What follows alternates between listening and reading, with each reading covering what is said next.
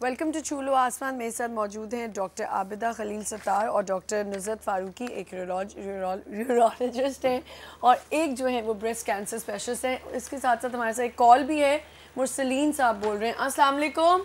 वालेकुम सलाम आमना। Hello. Hello.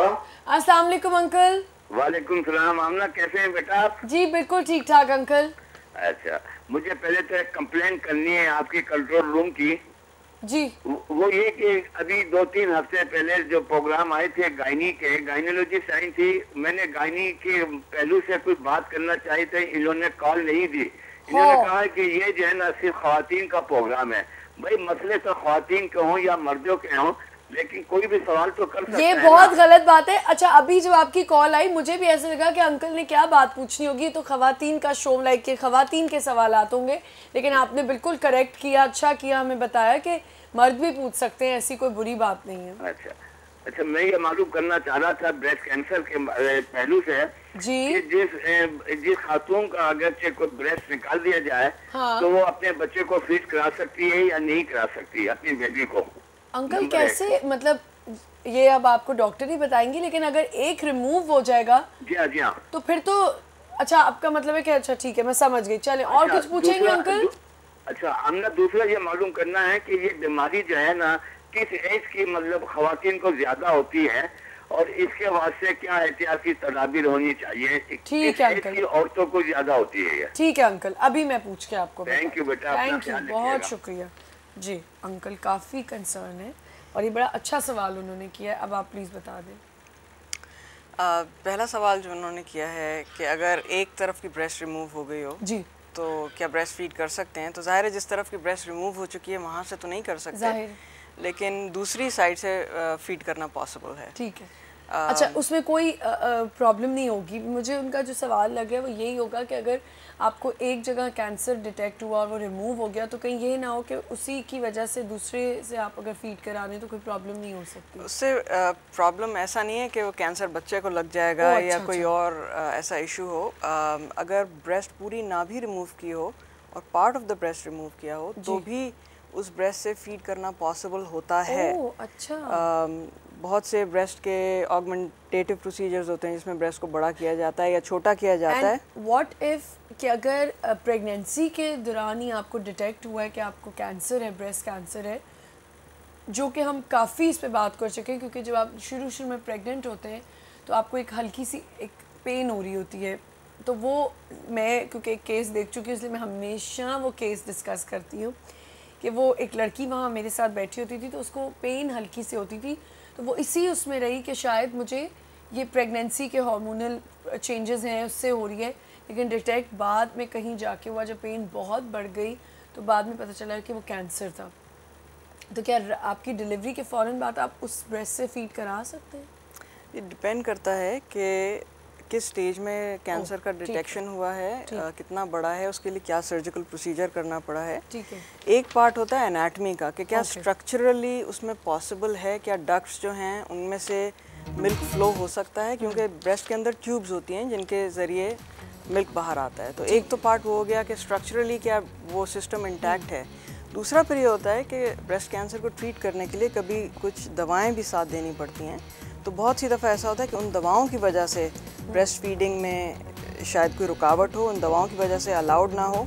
ठीक है। और बच्चे को टॉप फीड देना पड़े। ठीक है। लेकिन ये दो चीज़ें होती हैं जिन्हें देखना पड़ता है। और लॉन्ग टर्म अगर माँ की ट्रीटमेंट कंप्लीट हो चुकी है और उसके बाद वो प्रेगनेंसी परसू करती हैं तो उसमें स्ट्रक्चरली आम तौर पे कोई इतना मेजर इशू नहीं होता। ठीक है, एक कॉल है हमारे साथ, डॉक्टर अनवर ज़ही बात करें। अस्सलाम वालेकुम डॉक्टर साहब। बहुत शुक्रिया जी, बहुत शुक्रिया। आज चूँकि आपका फोकस जो है वो ब्रेस्ट कैंसर के ऊपर है, इसमें मैं दो बातें नहीं फोकस है ब्रेस्ट कैंसर पे डॉक्टर साहब, और आज women international women's health day मनाया जाता है, उस पर हम बात करें। और मेरे साथ एक यूरोलॉजिस्ट भी बैठी हुई है। यूरोलॉजिस्ट भी हैं। बिल्कुल। तो first of all I would like to have few words with on breast cancer. देखिए, एक चीज़ मैं आपसे अर्ज कर दूं कि हमारे यहाँ अवेयरनेस पाकिस्तान के थर्ड वर्ल्ड कंट्री में बहुत कम है और इंसिडेंस इसका बहुत हाई है। दो एरियाज हैं यहाँ फोकस करने के, एक अर्बन और एक रूरल।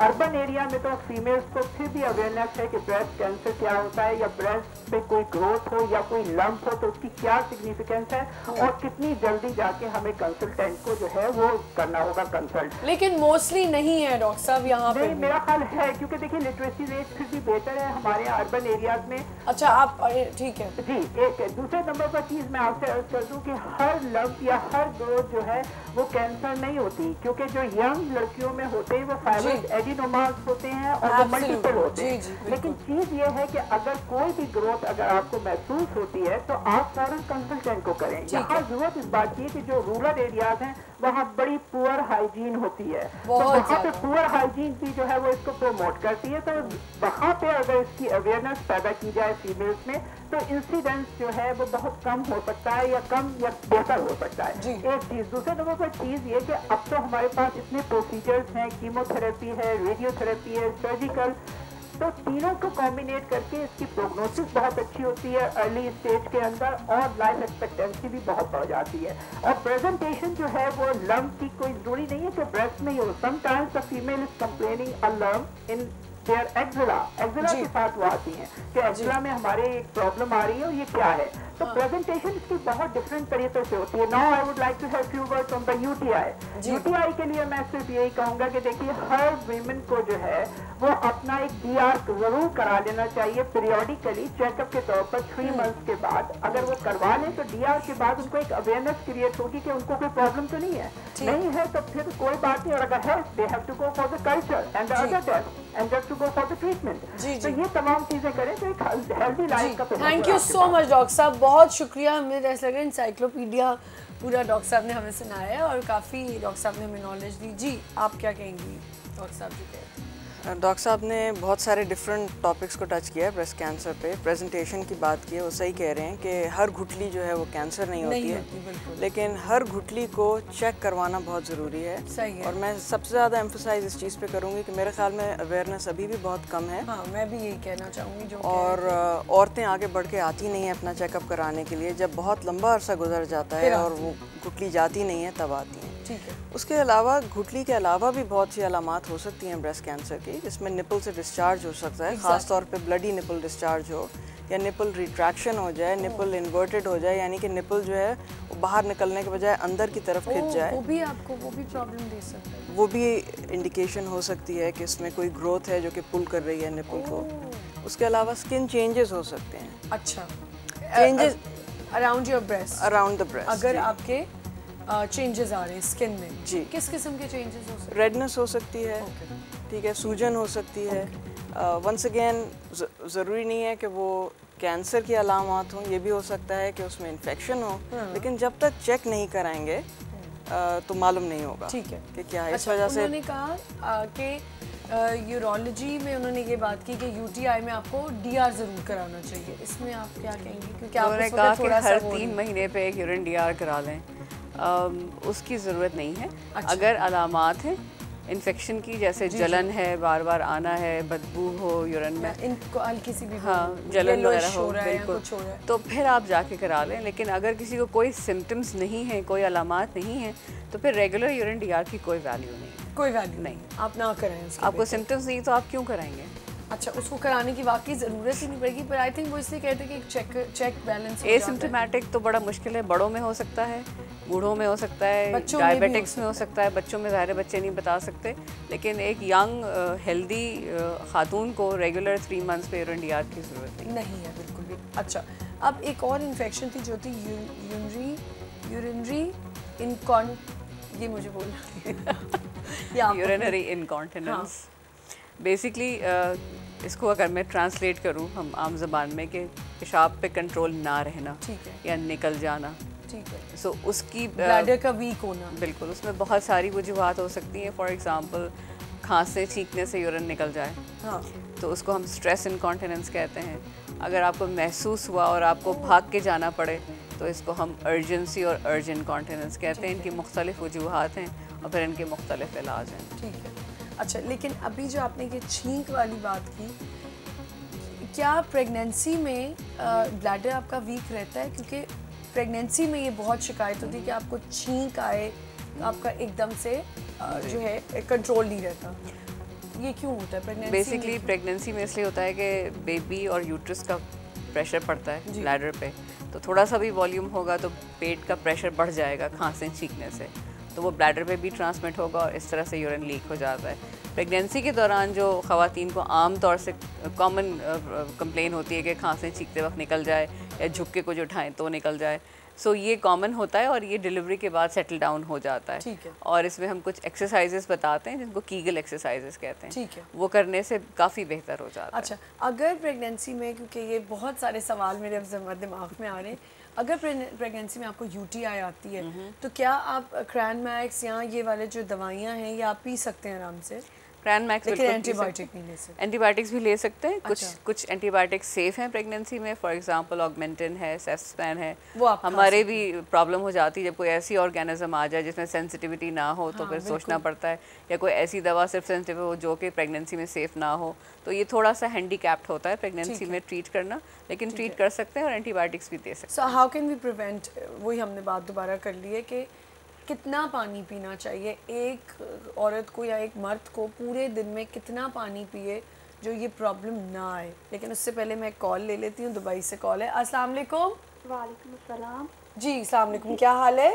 अल्लाह का शुक्र है, बस आप सुनाएं। बिल्कुल ठीक ठाक। कौन बात कर रही हैं? मैं मिसेज हुसैन बात कर रही हूँ। जी, मैंने आपसे मिसेज हुसैन। आपका अपना नाम क्या है? सादिया। सादिया, हाँ ये बताएं, अपना नाम बताएं। मिसेज हुसैन क्यों बता रही हैं? अच्छा, मैंने आपसे ये बात करनी थी, मुझे ना अभी बेबी नहीं है। मुझसे ही बात करनी है आपने? जी, मतलब कि डॉक्टर से। कैसे बता सकती? आप आगे ट्रांसफर कर देंगी ना? डॉक्टर साथ ही बैठी हुई है, वो सुन रही है। जी हाँ, बेबी नहीं है। मुझे ना हार्मोन जो है वो बार बार इंक्रीज हो जाते हैं, प्रोलैक्टिन लेवल जो है ना हाई हो जाता है बार बार ना। अच्छा, तो वो मैं मेडिसिन लेती हूँ, 6 मंथ सही रहती हूँ, फिर हो जाता है, फिर मैं लेती हूँ, फिर हो जाता है बाद में ना। पर ये गायनी से रिलेटेड हो गया ना?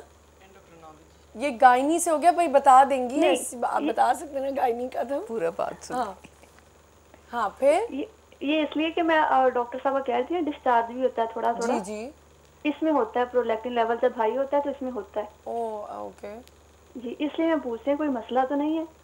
ब्रेस्ट से मसला किस चीज़ में आप समझना चाह रही हैं?